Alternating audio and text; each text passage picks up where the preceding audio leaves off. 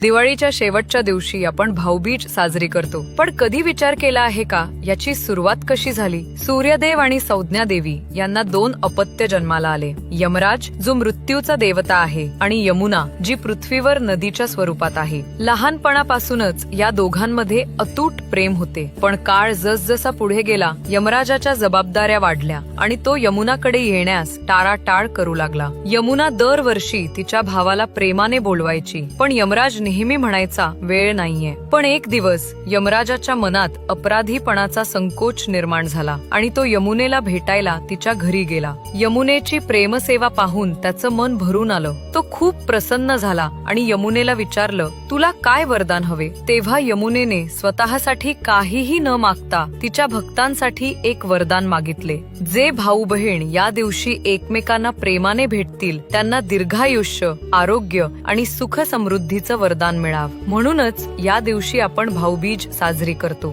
हा फक्त एक सण नाही, तर प्रेम, विश्वास आणि आपुलकीचं प्रतीक आहे. या भाऊबीजीला तुम्ही तुमच्या बहिणीला नक्की भेटा, कारण या नात्यामधल्या प्रेमापेक्षा मोठं काहीच नाही.